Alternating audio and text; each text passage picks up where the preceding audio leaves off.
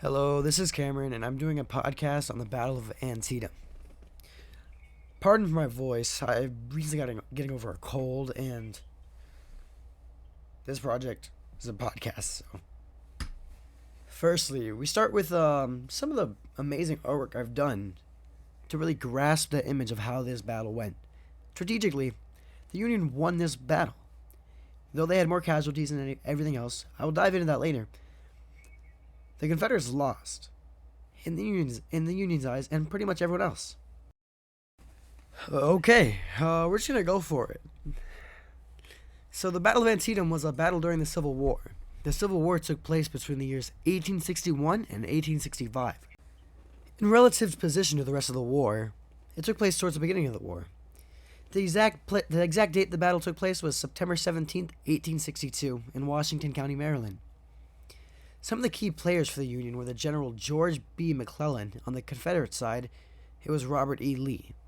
For the troops, the Union had 87,000 troops, and the Confederates had 45,000.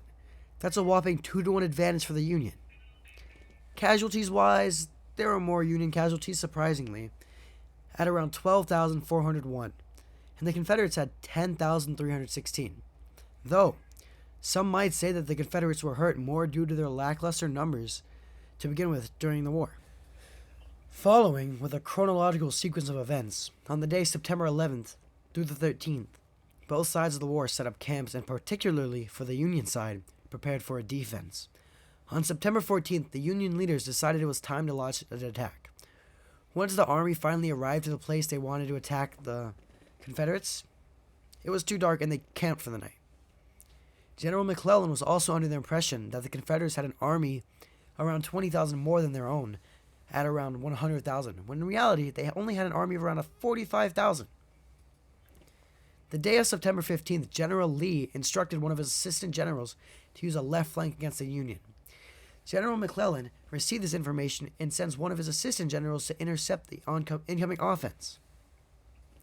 They then fight until dark, and in the morning, Hooker's men made an attack on Robert E. Lee's left flank, which then resulted in the trading of blows or attacks between the army. Even though the Union soldiers had more of an advantage due to their size, the Confederates held their ground, and eventually the Union soldiers are forced back as the Confederates overcame them. This resulted in a tactical draw, but a strategic victory in the eyes of the Union. The Union soldiers are said to have not had the morale to fight, because they thought they would have had an easy victory, and if they did, some think they might have stood their ground longer.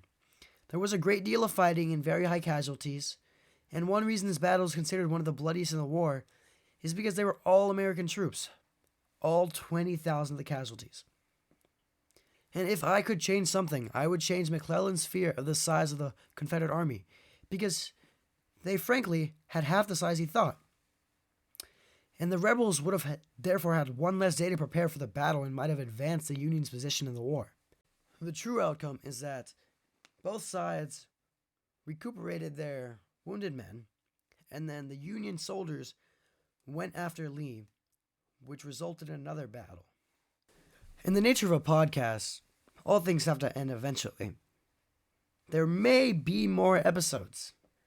Thank you guys for listening to my rant on the Battle of Antietam. I hope you found this very informative.